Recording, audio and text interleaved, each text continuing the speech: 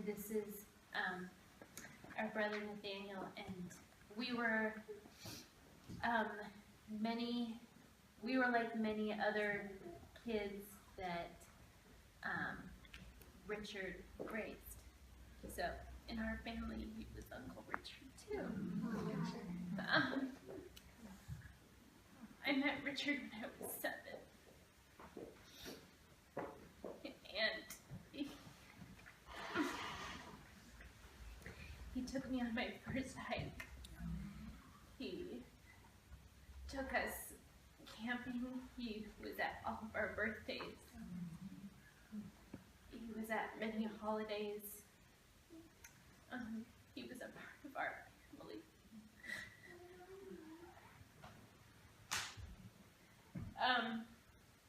I remember listening to Paul Simon with him, and I remember listening to Kate Wolf with him in his car. And I remember listening, we would really get into the lyrics of Paul Simon.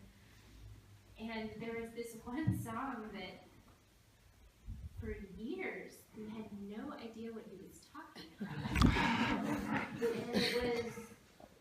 We didn't have the lyrics, and we just were like, what is he saying? Renee and Georgia Magritte with their Dog After the War.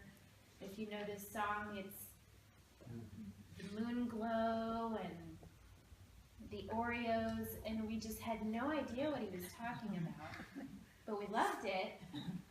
And I remember years later him giving me a call and saying, hey, I just realized what Paul Simon was saying. He's saying Renee and Georgette Magritte. That's the name of an artist. And it makes sense that we couldn't put it together. It was this surreal artist. And when I was a teenager, I had a hard time, and Richard was my friend through that. I dropped out of school, and he took me to an alternative school and paid for it for me. When I was in 7th grade, he built this room, and he gave it to me to live in.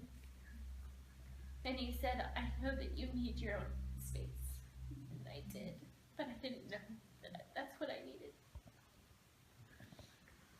As a young adult, he and I would have these weekly, and monthly, and then farther and farther apart, these dinners where we would talk about all kinds of things, songwriting and relationships. And more and more it became about his curiosity with my endeavors and my relationships and my boyfriends, things that weren't working out, and how I was analyzing them. And I'm so happy that he met Camille.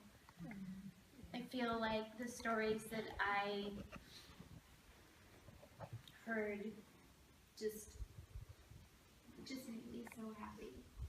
Felt like I had also never really seen him with someone. And although he was a part of our family, and I think a part of a lot of people's families, it was just really great to hear that he had this real family of his own. And I remember coming over to your house, and you were in the bath, and we had this conversation going.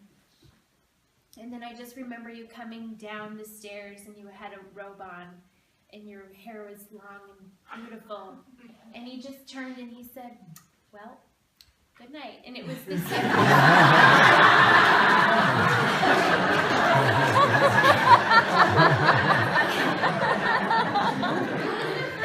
realized, oh, the world doesn't revolve around, you know, me and me anymore and whatever I'm doing.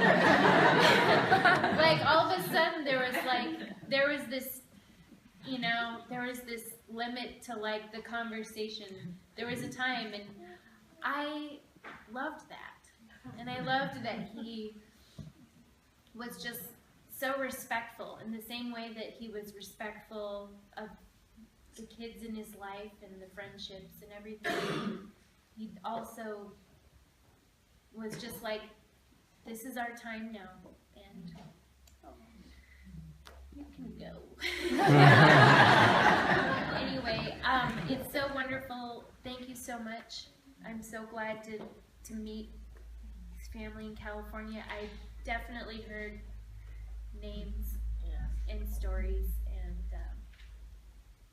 yeah, I can see it's obvious where he comes from. It's wonderful. Thank you. Thank you.